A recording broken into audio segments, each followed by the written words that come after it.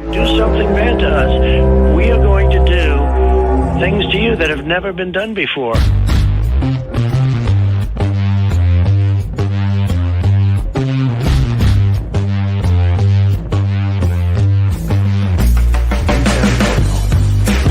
What the f*** is that, dude?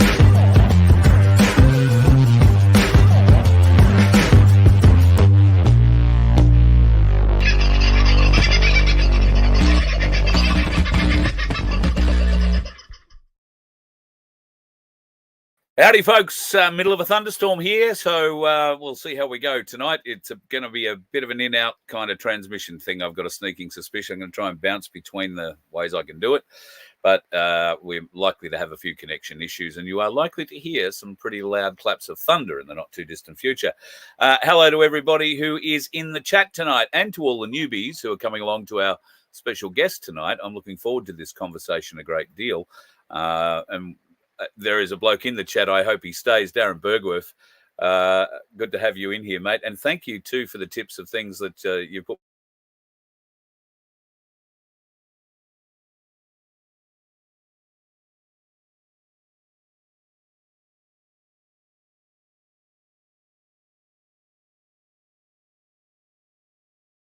I haven't downloaded it into this system yet. But some interesting information that Darren sent me through today by text only, well, not very long ago at all, one of which was this rather interesting piece of information.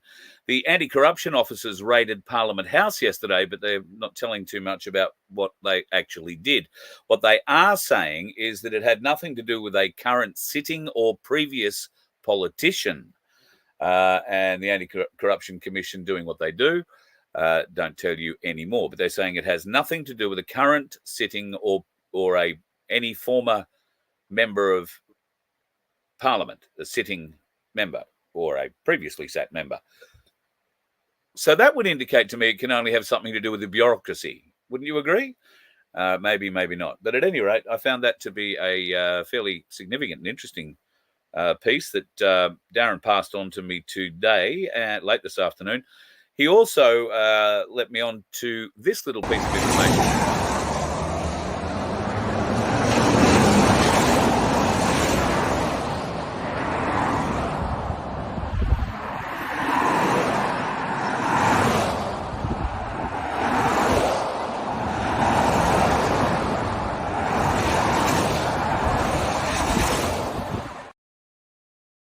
There are only a few countries in the world where you get a motorcade like that, where you're going anywhere, and that one wasn't in America. That one was in Russia. That's Putin, about 15 ambulances, and God knows how much else security being ushered to the Kremlin. And that's only in the last hour or so, I believe that vision has come out. So thanks to Darren for the tip on that one that's come out tonight. A few people I put up in the chat. Yeah, Norse, what a month is right. Yes, Red October might nearly be the word. Flying over the Central West harm. Well, I might have something for you. Over the Central West. Well, let's see. The current map with what they're doing. You can see out of Wagga. They've got certainly something working there. They've turned the beams off that were working further north. Out of the Northern Territory, and the one up from Moree sparking up into southeast Queensland. You can see what they were heating because that's currently pushing through, and you can see that storm band going through there is pretty much what I'm sitting in, right in the middle of at the moment. So, yeah, it's all fun and games out there in the weather wars. Norse, what a lifetime. You wouldn't be dead for quids, would you? There is so much going on. Yes, a lot happening in Florida. They're shutting off water sewage and telling everyone to get as far east of the southeast side of Florida as you can. Tampa is going to be impacted, and if we've got time, I'll go into that a little bit later on. But if not, it'll probably be a show I do in the morning when a little bit more comes to light. But that current hurricane moving across the Gulf of Mexico is currently Category 5, and it is aimed straight for Tampa, Florida. And one thing you may not be aware of in Tampa, Florida, is US CENTCOM, that's Central Command, and it's in Tampa Bay, right where this thing is going. Like the eye of the storm is going to pass over this base. Why is this base so important? Well, it's the closest base to Israel, believe it or not. It also happens to be the base where all the decisions are made about what support Israel would be getting, and all the command decisions are made out of that base for whatever is happening in the Israeli theatre of engagement, let's call it. This Category 5 cyclone, while it is looking to de-intensify and maybe a Category 3 by the time it gets to Tampa, I've been given some information this afternoon that says the water temperature off the southeast coast of Florida is 5 degrees higher than it normally is. This is likely to intensify the thing again. And I know they only go to Category 5, but the word was if there was a Category 6, it would be called that. And Darren Bergworth, I think you are very much on the money with what you're saying there. Thank you to everybody who's in the chat tonight. Please, our moderator's doing a great job. Michelle is in there tonight, Sunflower, and the gorgeous Aussie Sue, who has Dale at home after the operation. The surgery's all gone well. He's recuperating well, and I trust you are too, darling. So that's great news. I saw your picture on Facebook, and I'm really pleased that it's all going well. All right, let's see if I can pull out a few of these questions and get on with tonight's show. So our guest tonight, I specifically didn't put his name in any of the blurbs because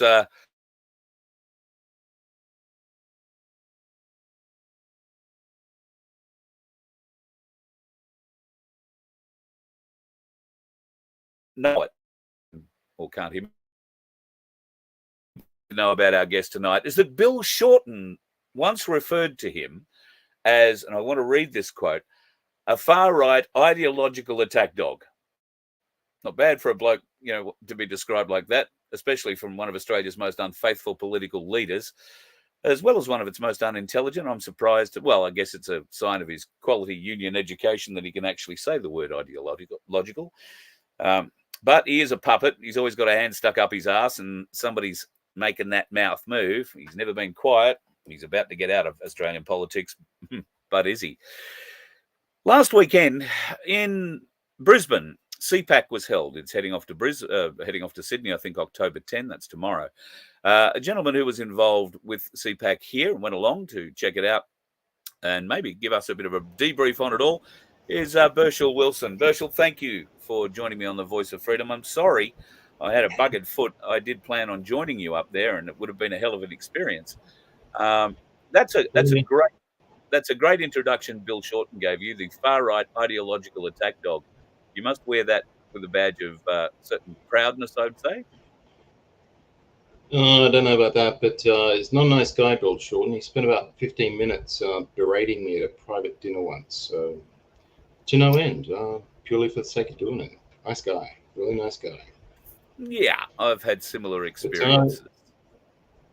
Yeah, in terms of my background, obviously the Australian Chamber of Commerce and Industry tends to be on the opposite side of union debates. I was the chief economist at the Australian Chamber of Commerce and Industry about 10 years ago. I've got economics and law degrees, postgraduate qualifications from Johns Hopkins University, spent time in the Treasury Department, financial markets, the energy sector.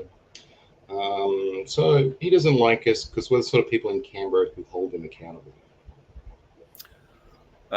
And I dare say you want to be more effective. There are a lot of people in Canberra telling me that they want to be more effective, but the government, for a variety of reasons, are not allowing help. So CPAC last weekend, first of all, explain to those who are watching Voice of Freedom who may not be familiar with what CPAC is. Well, CPAC Australia is modelled on the American CPAC, which is the Conservative Political Action Committee. Basically a meeting every year at the Gaylord Hotel in Maryland. Yes, it's called the Gaylord Hotel. A huge complex. The CPAC America's it's quite the spectacle. There's a lot of depth, a lot of talent to it. And you've got First Amendment people there, Second Amendment, right to life. It's a fairly broad church, whereas Australian CPAC, It's far smaller and far less interesting. So chalk and cheese at this point, but they're coming along. They're trying. Unfortunately, I didn't get much out of this weekend. Although it's a good opportunity to network. So I spent most of my time in the breakout area trying to track down the people that were interesting and stay away from those who weren't. Yeah, well, was it a hard job finding the interesting ones? Were there people with real ideas? As far as I can see in conservative politics in Australia, they're almost as divided as the freedom movement. And from the freedom movement, we have a particular issue trusting politicians, particularly those who've been in the business for many years. And here we are in the position that we are in with a great amount of distrust, if not pure hatred in some circles for the political solution. There are many in this chat right now, including Darren Bergwerf, who I've referred to a few times, that believe there is no political solution. And I've got to say, I'm leaning towards that as well. I don't feel, being a conservative, that there is anything in the Australian conservative political movement that can really help me. Am I, being a bit precious, or do you think there are more of us? Well, I think you're on the money. I think you're right. There's a loss of trust, and these people are genuinely despised. And the even worse part of that is the loss of trust is justified, as is the contempt we feel for these people. So it got to a point as the culture wars have intensified and the politics of personal destruction have got worse and worse from the hard left and for the most part by journalists. But and we know that by the asinine rubric cancel culture, which I don't think if you ask a man on the street what does cancel culture mean, he wouldn't have any idea. What does losing a job on Monday because you made a joke on the weekend look like? Yeah. He'd be pretty pissed off. So the Australian conservative movement's been reduced to a shell of what it perhaps once was. It's you could drown it in a bathtub is the impression I got from CPAC. So it's demonetized, it's deplatformed, it's made a point of ridicule by press, left-wing activists, and these people have no answer to it. Their answer is just to it's too hard, give up, fold, throw people under the bus, and net result of that is you've got a really hollowed out conservative movement that no one wants to go anywhere near because it's just full of toxic, dysfunctional people who've got no spine. And I think, why does John Pizzuto come to mind? But it is quite gratifying to see more redeeming wiping the floor with him. And I think we need more redeemings and less John Pizzutos. How do we achieve that? I mean, I've been talking to this audience now for, 4 or 5 years, and I encourage them in almost every show that we have to find someone from our ranks to stand up that we trust, to be the alternative that we can, if there is no other alternative, provide a political solution for, and at least give ourselves a chance while other solutions might be in the offing. How do we empower those people watching right now? What would you say to them about, approaching politics from a purely honest perspective? Because that's what we believe the incumbents are not doing. Well, that's only half the battle, and I think it's what's captured most of the mindset of the conservative movement. They're in this Sir Galahad mode of policy and political operating. So they think simply because they have the policy ideas right, that the world will fall in line and they'll win the day because they're having these highfalutin arguments in think tanks or with academics and putting out policy papers that somehow, simply because they win the argument, they'll win politically. And that's just wildly wrong. It's completely that's not how politics works. I think most Australian politicians, particularly the conservative ones, they don't actually understand how to get elected. The average conservative politician, the vast majority of his time, he's spending his career stacking his branch, trying to get pre-selected for a safe seat, writing the party brand into office. So he doesn't learn how to fundraise properly, doesn't learn how to formulate policy properly, and doesn't learn how to campaign properly. He just relies on stacking his branch and getting into the parliament cheaply just by writing the brand. So, and I think you missed an important point. They also don't learn how to represent us in that place if they get elected to it. They're given that introductory week, like O week for university, where I have no doubt they are marched into their respective whips' offices and are given the rules. Here is how you will act. Here is who you will talk to. Here is what you will vote for. Here is what you won't vote for.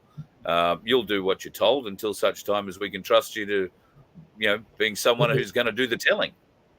Why? Why would they do any of that? Why would they do any of that after they've got elected? Because they don't need people anymore. So that they're in parliament, they're in a safe seat. They can do whatever they want with very little discipline on their behaviour. And this is what I think a counterpart to a resurgent conservatism has to consist of broad-based grassroots conservative groups. Sorry, I dropped out a little bit there, mate. Do you want to just say that again for my benefit? Well, I think the second part of any conservative solution has to be broad-based conservative movements that hold politicians accountable on behalf of the population. So I think, for example, right, the NRA, Advance Australia to some extent plays that role domestically, as does the Australian Christian Lobby, but those aren't large organizations. By American standards, those are quite small organizations, even when you account for the fact Australia has a far smaller population. They're just they haven't been active long.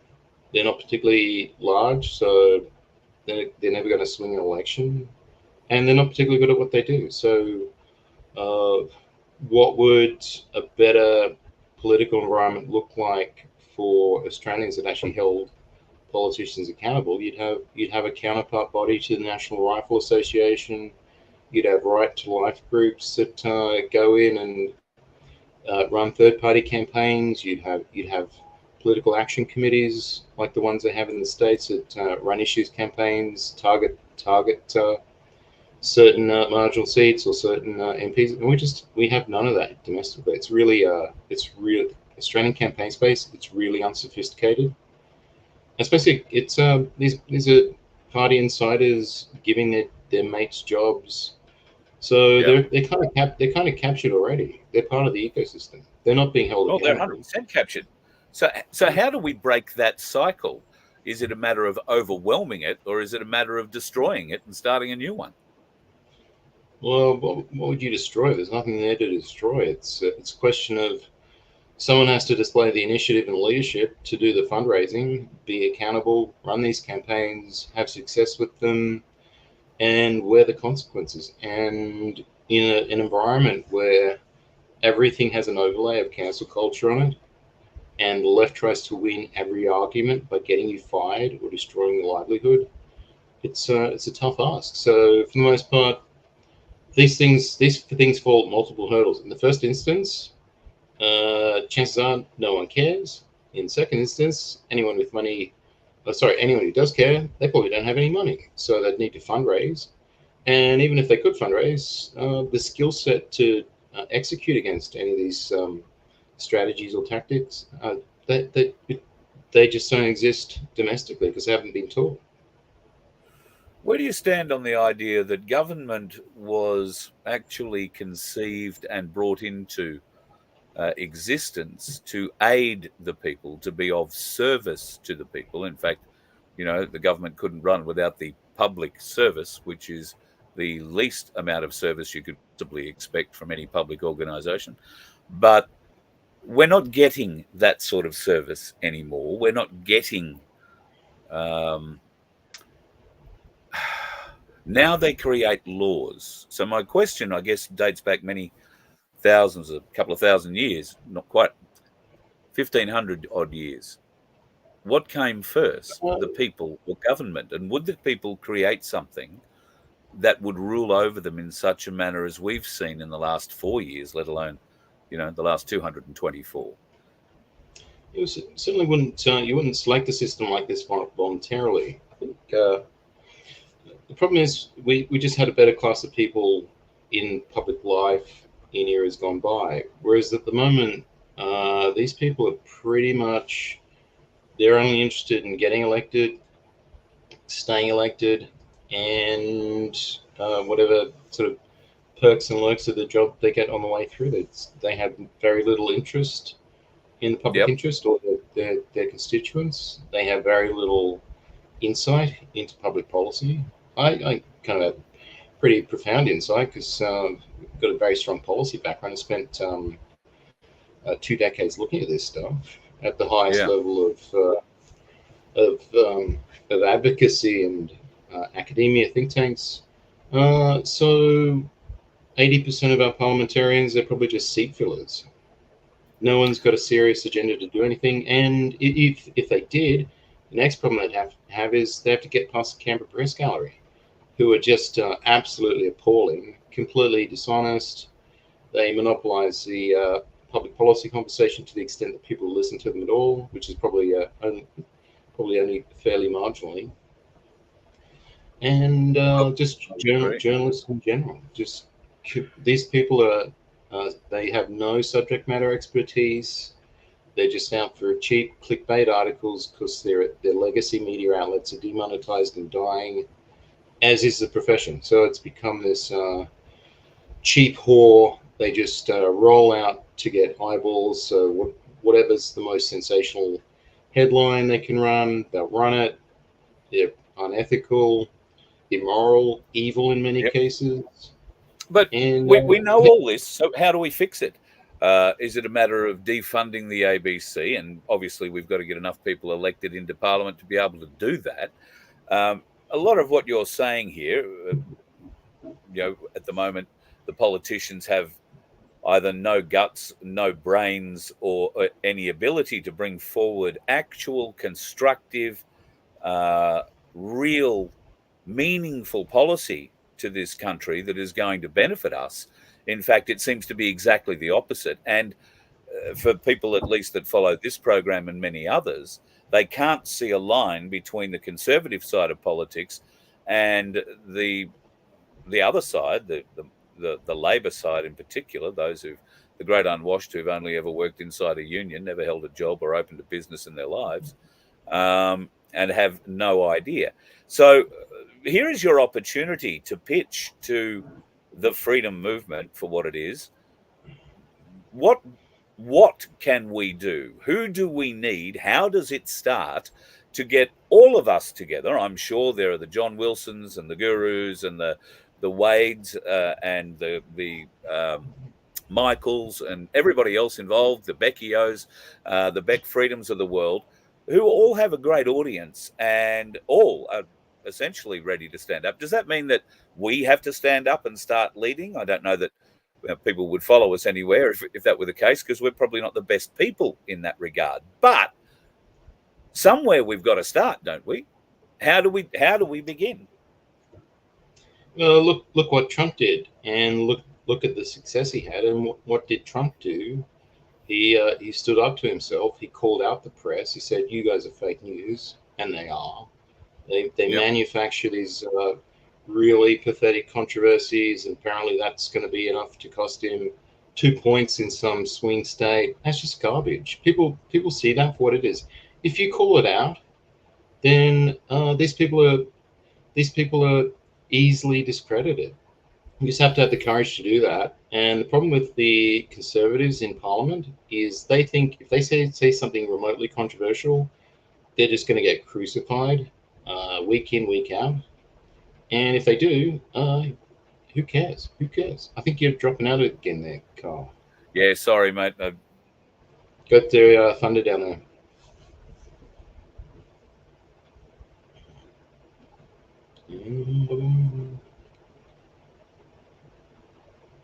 System, see if it's any more stable. But what I was going to say is that I think in the freedom movement, we lack knowledge on how the political system works. We lack anybody who has the ability and knowledge of how a good campaign, for instance, should be run. We are a doubtful mob, a very distrusting mob. Yeah, look, I didn't put you up to any of this, but how did you know what I was doing at CPAC? Basically, I was at CPAC because I was trying to find people who'd be willing to do a campaign boot camp I put together based on insights I've gathered from the States. So, right, flying some guys out end of November. It's a 1-day intensive program. We run on a Saturday and teach people how to fundraise, how to run a political campaign, how to deal with the media, and it's these guys are 10 years ahead of where anyone else is domestically, and that's mostly what I did at CPAC, trying to find the people who looked lean, hungry, and intelligent enough to benefit from this, sign them up so we can get sort of critical mass to cost recover on the flights and accommodation. And something I'm not doing this for money. I'm just doing this as a passion project. I got a day job. This is something that has to be done, and the fact it hasn't is a real indictment on the political class and the party headquarters. So we did actually do a more cut down version of this earlier this year. These guys, they went away 4 weeks ago and ran for local council, and they killed it. They were polling 10 to 20%. These guys had an 80% win rate where they did run, and they just went away, did the hard work, executed on the strategy. And these are all freedom people. They're either independent conservatives or libertarians. So it's not hard. Speaking of that, there's a couple of those standing up in the Queensland elections at the moment. There's a lady down on the Gold Coast standing up for the Libertarians, I think. Now, she was heavily involved in the No movement a little while back during the lockdowns and associated other bits. She looks like a bit of a fire starter in the movement. So, can you tell us a little bit about her?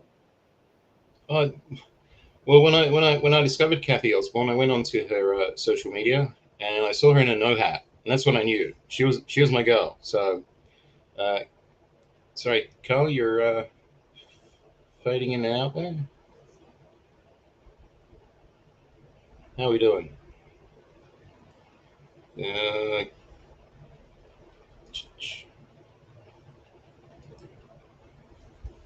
think you're suffering that thunderstorm bit down there, Carl.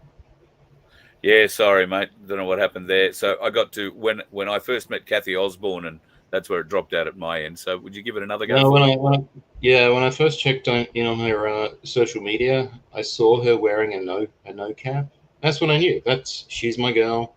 She's got integrity. She was brave enough to face the left-wing bullies. So Cathy's running for the Libertarians down in Burleigh. If you want to know what people can do to make things better, it's pretty straightforward. You go onto the Libertarian Facebook page for the Gold Coast, and you can offer to volunteer. You can help out with letterbox drops. You can help out on polling day. You can help out with pre-poll. If you've got some money, you can donate. So this is what people don't do. They think they're powerless and they don't do anything. Whereas if they actually contribute and help the people who are taking leadership roles, that's when the establishment gets really, really, really terrified. So if you want to scare our major political parties at the upcoming Queensland election, lean in. Go if you're on the Gold Coast, go chat to Cathy Osborne, Libertarian candidate. Sign up, volunteer on the Libertarian Facebook page. Yep. Or if you're in the outer metropolitan area on the north, there's an independent conservative running. His name's Jared Saunders. Unlike most major party candidates, he's actually had a real job. He's been in the real world. He actually believes things. He has integrity. So Jared Saunders is running in Redcliffe, and check out his website. Go to his website, jaredsaunders.com.au. You can donate, you can volunteer. Same with Kathy. I think Kathy's website's www.kathyosborne.com.au. These guys are easy to find, and they would love to hear from you, because when you run, and I ran last year down in New South Wales. The thing that is really trying is you're putting in all this effort, and for the most part, the corrosive thought crosses your mind constantly that people just don't care. But if you reach out, offer to volunteer, it's manna from heaven. So Kathy Osborne in Burleigh and Jared Saunders up in Redcliffe, I think that they're fantastic candidates. They're going to be running great campaigns. They've got great policy positions. And if you want to stick it to the majors, then just reach out. It terrifies. Got to get more people on the crossbench to take away the ability of whoever actually gets, the Premier's chair to have carte blanche power to put through any legislation they like, similar to what they've recently done with the, got to be safe in your workplace and other matters legislation. Yeah, I couldn't agree more. Queensland doesn't have an upper house, so therefore the only constraint you have on government is a crossbench that can block legislation. And I think Kathy's in with a good shot down in Burleigh, and Jared's going to have a red hot go in Redcliffe. So reach out to those folks, because and there are a few more poking up. Yeah, there are a few more I think have poked up in the last week or so in regional areas too. I'm looking forward to getting a list of those in the near future, and I'll endeavour to try and talk about as many independent or One Nation or libertarian people, because we have to get them in. We have to get more balance. We have to get a crossbench that hopefully will work for the people, or at least put the brakes on the unbridled power that those incumbents seem to be able to wield. So you spent... Sorry.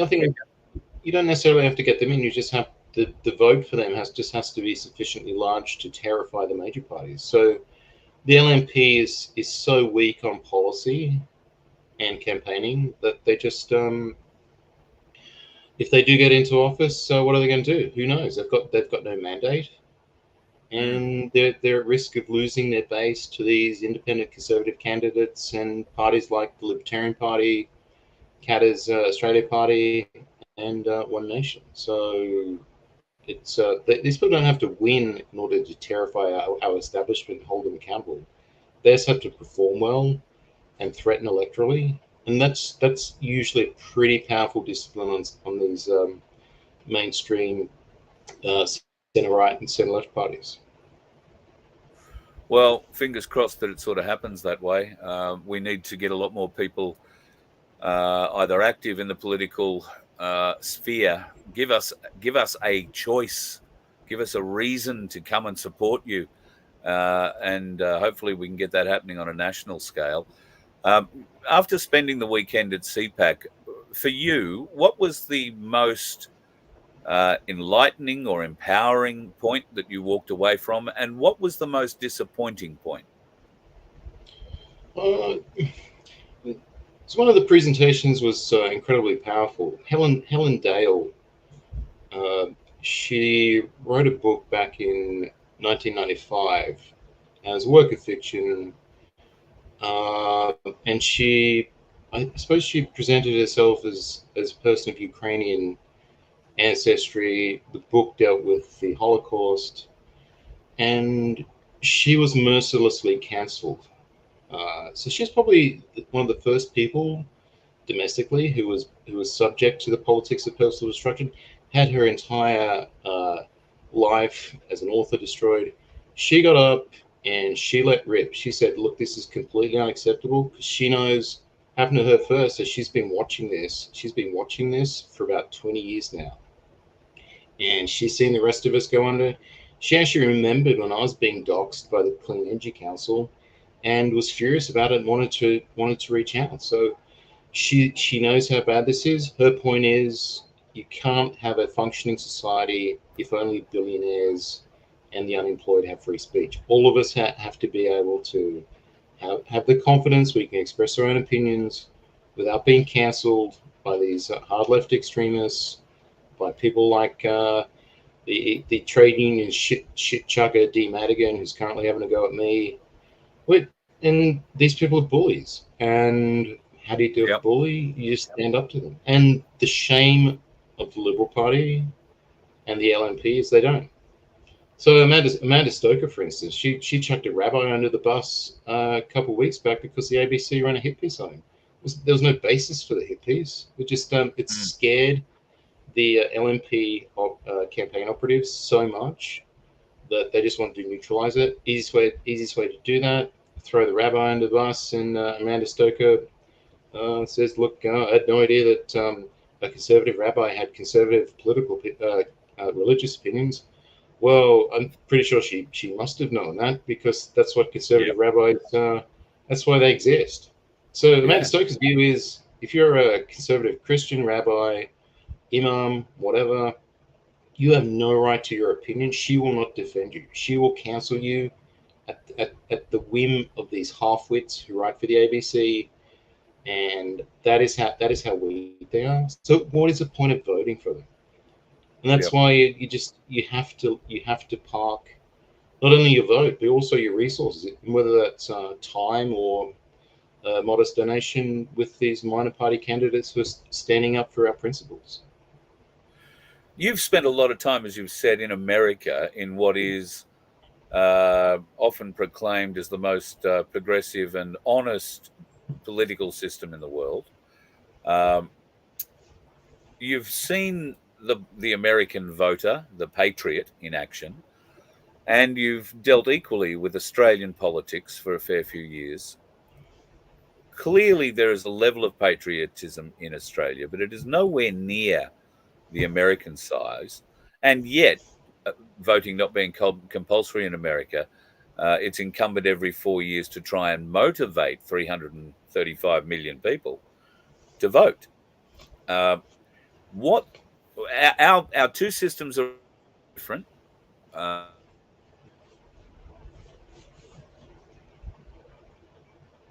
We got thunder again wiping out there, Carl.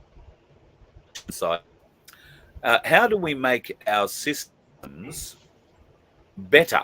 So how do we take the best out of the US system, which seems to be very motivated around the Trump thing at the moment? They've got the most amount of voters, certainly in the last election, and they expect even more to turn out this time round. And Australia, who has a compulsory voting system, we're very apathetic by comparison, I would say. What's your point? What do you see as the main differences, and how can this seminar that you're going to put together, this training seminar, help us? It's pretty straightforward. One group of people try harder than the other. So Americans, on average, will donate 10 times as much to charity as your average Australian, and their volunteer effort on top of that is just orders of magnitude then above that. So it's as simple as, if you want to live in a free society and have a government that respects your rights, you just have to do the hard work. And that's all these guys did who ran for council about a month ago. They just did the hard work. They got out early.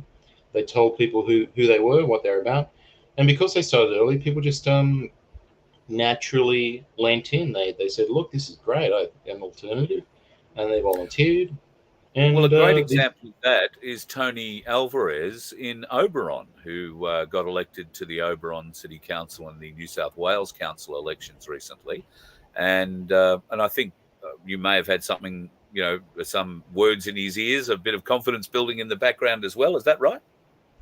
Yeah, Tony's a mate of mine. Tony put on a fantastic energy conference.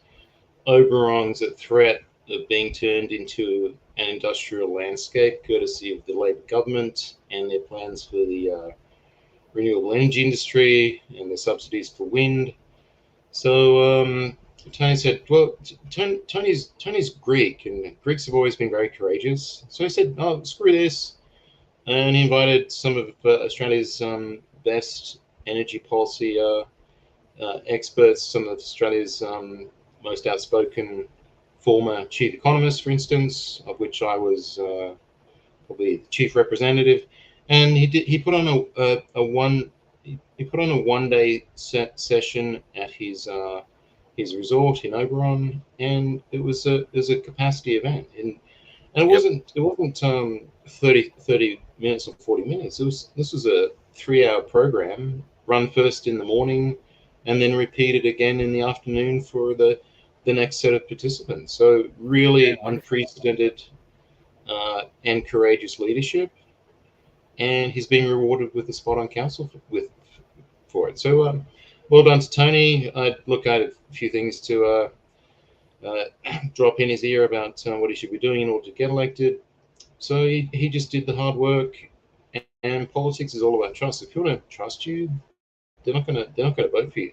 And by running that event, showing people who he was able to secure that trust and leverage himself a spot onto council. Well, yeah, and you couldn't get, I don't think, a better representative for the people in the Oberon area in that regard. He's very conscientious. He's been a very successful businessman in the past. He's running a successful business now, and he knows what it takes to keep things ticking over in a small town. So he's really fallen into the role and has been given a great deal of material. I think he's got to bring himself up to speed with, but looking forward to hearing more from him, seeing him soon, I hope. And, here's the thing about Tony. So if you asked him 6 months ago, would he see himself winning a spot on council, he would have laughed at you. He would have been just as despondent as some of your listeners. But I showed him the pathway forward. I told him what he needed to do, and reluctantly, I suppose at first he went away and he did it, and he won. So it's not hard. You just have to believe it's possible and do the hard work. So this seminar that you're planning on putting on, you said somewhere towards maybe the end of November. Couldn't be worse for me, because I'm going to be in Victoria end of November into early December, then South Australia for a big get-together in South Australia around Blue Lake on the 6th, 7th, 6th and 7th, predominantly the 8th of December. That might be something, Virtual, you and I should talk about. There might be an opportunity for you to get down there for that. They're planning a huge get-together. Apparently the flyer's coming out and my head's predominant on it. We're going to find out something about that. But there's a great list of people from a variety of areas who are going to be speaking at that event. And Southeast South Australia, the southwest corner of Victoria, really looking forward to catching up with all my friends and family down in that area. Hello to everybody in Warrnambool. G'day to all the crew watching up through Penola and Narracourt and Pinaroo, and over through Mannum and down into Adelaide. So it's not too far a drive. Looking forward to seeing a lot of people at that event on December 6, 7 and 8. Brett Kaimar on Facebook will be able to give you more details on that. So there are these sorts of meetings, these sort of groupings, comings together, if you like, happening around the country, ideal spaces for this kind of knowledge that you're looking to impart to be shared. So I would love to be part of what you're doing there, just to try and learn a bit about it myself. But depending on what day and date it is, it'll be where I am in the country at the time as to whether or not I can join you all. Yeah, I should have that nailed down in the next week or two. It's just logistically it is difficult because we don't have wealthy patrons, so we run it we fund it using ticket sales. Ticket price is roughly in the order of $400, which for a full day program with this level of instruction is incredibly cheap. And it's not anything I'm doing for money at all. It's just something I'm doing because I see the need. You're still dealing with venues, or do you need help with that? No, venues are fine. It's just it's actually quite difficult to find the individuals who are actually sufficiently motivated to do something like this. So it requires a level of sophistication, moral courage, and the other thing is people. Can I get you to start that again for me? I dropped out. It's incredibly difficult to find the individuals who are, and it stopped. Who are actually suited to this sort of training, who will actually benefit from it and value it, and then will go away and execute on it. So The thing I realized through all of this is you're either a fighter or you're not, and 99% of people aren't. They just want a comfortable existence, and therefore doing something like this, paying $400 to spend a chunky weekend learning this stuff. Most people, it's beyond them, and that's what I was doing at CPAC in the breakout hours, just trying to pin down who are the people who actually want to change change our politics and have the capacity to do it, but also the conviction. Because it's a couple of people I trained just I don't know, so went away, never really heard from them, but and maybe they'll do something in the future. But the priority is to train people that will actually go away and either run for office or be a campaign manager for a candidate, or start up a think tank, or run a petition, or run grassroots issues campaigns, or maybe end up training the next head of the Australian National Rifle Association. So, but this skill set just doesn't exist here, and it's not taught, and that's why we're losing. That's a key point of difference between Australia and the US.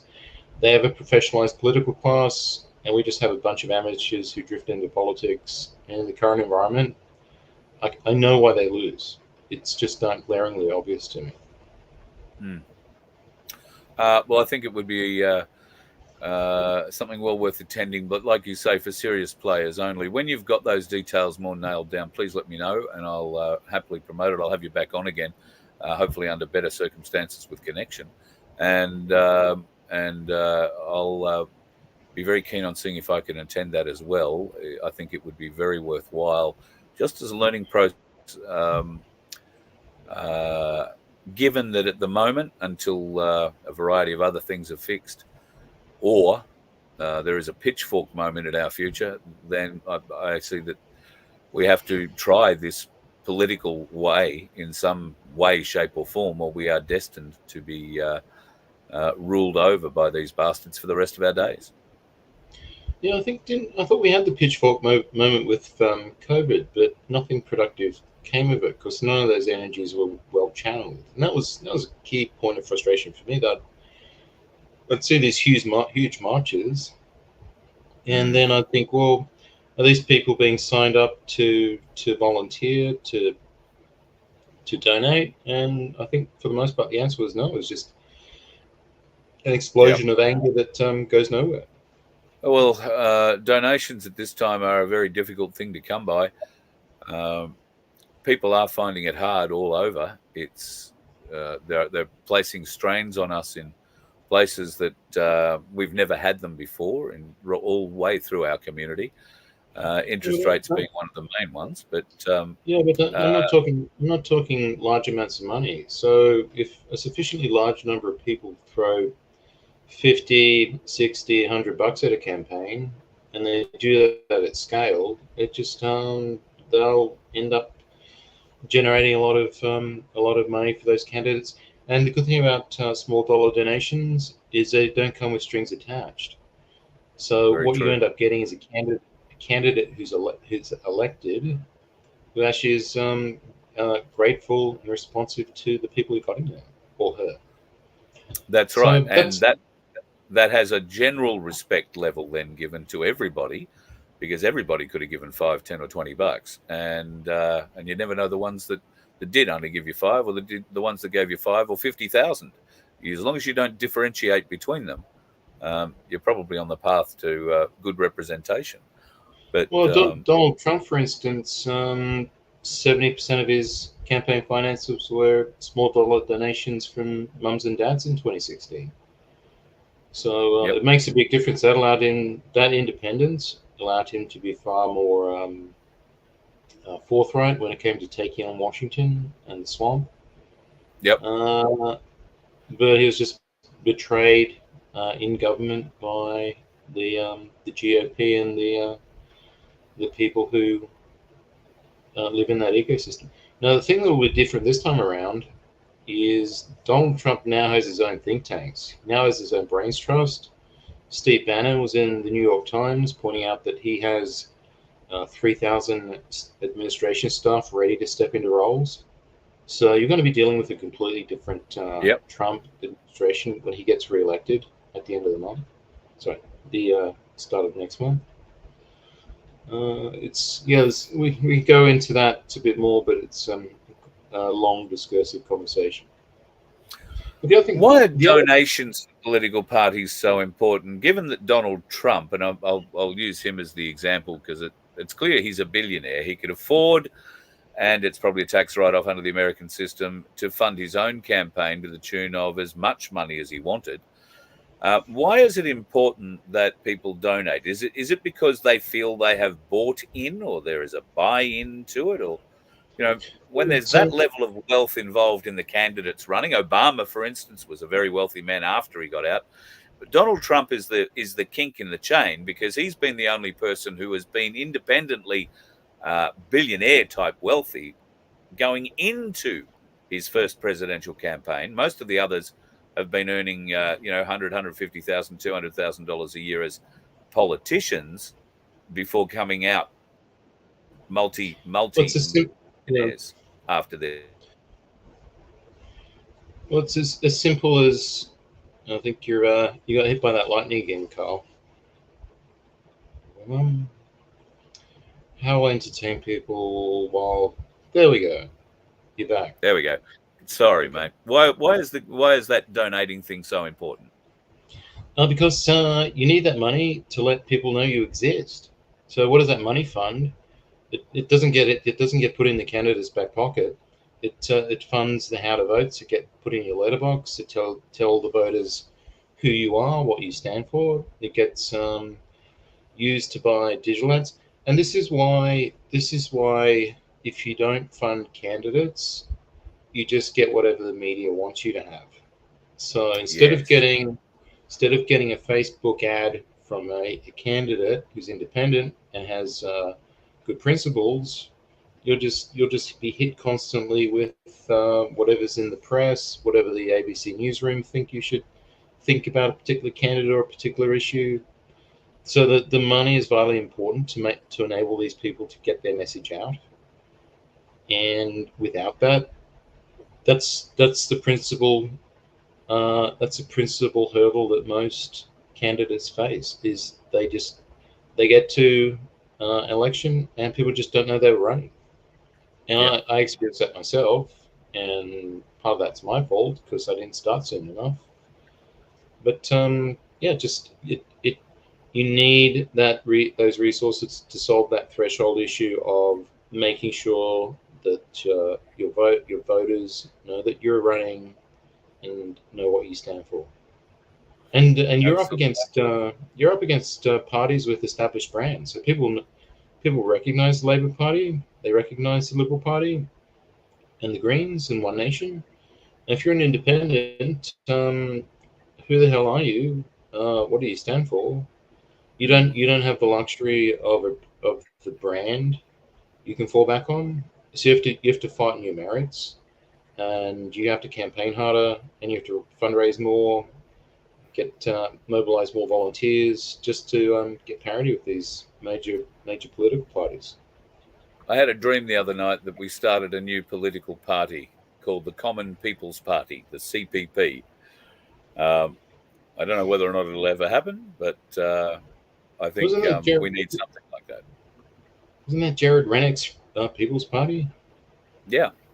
So, and there's no point in setting up another one in opposition to him. We've got to find a way of bringing us all together. Well, I think the thing that these minor parties on the right is one of them just has to outperform the others, and the preferences will stack up underneath them, as will the campaign energy and the volunteer base. So the problem with One Nation is Pauline Hanson, she's got great political instincts, but can she actually execute on advocacy and policy? And I guarantee you, if I went onto the One Nation website and looked for policy, I'd find a bunch of crap. Whereas libertarians, they take policy seriously, probably too seriously, because they're very high IQ people with strong political convictions. They have a extremely well thought out worldview, And it's one I align with strongly as an economist, and an economist who's an advocate of free markets. So it's I think they've got an important comparative advantage there. They take policy seriously, but they have the downside of being slightly too ideological. But I think at the point where they start to run for office, then they tend to be a bit more pragmatic, and we've seen that with the New South Wales Libertarians. We see that with someone like Cathy and Burley. So it's I think they've got the edge, and if their performance at the New South Wales Council election can be scaled across the country, then they're going to pick up 4 to 6 Senate seats quite easily. Mate, thank you for joining me tonight. It's been a very interesting chat to learn a bit about the backroom end of conservative politics in Australia. I've got to admit, I haven't been a believer that there is a solution politically. I would like to think that maybe further conversations, we might be able to find a way to present something that at least gives the way for the people to demonstrate and vote for either a party or a group of people working towards a goal of betterment for all rather than betterment for self. And I'd like to keep that channel open with you. So thank you for taking the time tonight to educate me a bit. I really appreciate it. I'm more than happy to do other future spots and tell people what's happening. People want to have a look at what I'm up to. I'm pretty active on Substack at the moment, and reasonably active on Facebook. So check it out. But more importantly, we've got an election in, was it 20 days at this point? Jump online, go check out Cathy Osborne down in Burleigh and Jared Saunders up in Redcliffe, because 2 fantastic candidates, and they deserve all the support you can throw at them. Absolutely. Thanks again, Burchell. Look forward to having you back on again sometime. Cool. See you then. Hopefully we'll do it in the lead up to the election, and we may even look at doing something of a breakdown afterwards as well, if you're up for it. Yeah, that'll be fun. Let's do that. I'll see you folks then, and go hard. Good on you, mate. Go back. Looks like you've finished that beer. Go and get another one. Cheerio. Cheers, mate. Burchell Wilson, and you can find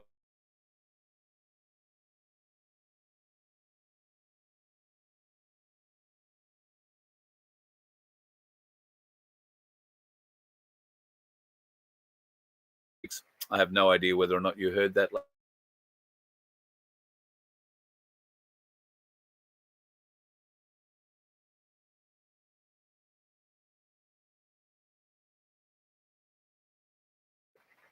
It is back. I don't know for how long. We are dropping in and out like no tomorrow at the moment. The storm has just fired up again around here. The thunder is working its way slowly in the background. So I'm going to love you and leave you at this point, folks. I will try and do something again tomorrow morning, because I have a ton of stuff to talk about what's going on in Europe at the moment and in America, particularly in North Carolina. And there is just some atrocious vision that's coming out of there. People who have had to smuggle drone vision out because the authorities are confiscating everybody's drones. There is also talk that they are confiscating everybody's guns in certain areas as well. So we'll talk more about that, as I say, most probably tomorrow morning. Until then, if you are going out on the roads, particularly in southeast Queensland, then please be super careful. Right now, it is persistently precipitating, and thunder, lightning, the whole gamut. There has been hail and heavy rainfall in and around southern Brisbane. And if you are on the roads, aquaplaning can be a real problem. So don't be a dickhead. Slow down a bit if you're on the roads tonight. Better still, don't go out if you don't have to. Be safe, folks. You let one ant stand up to us, then they all might stand up. Those puny little ants outnumber us 100 to 1. And if they ever figure that out, there goes our way of life. It's not about food. It's about keeping those ants in line. That's why we're going back. Does anybody else want to stay?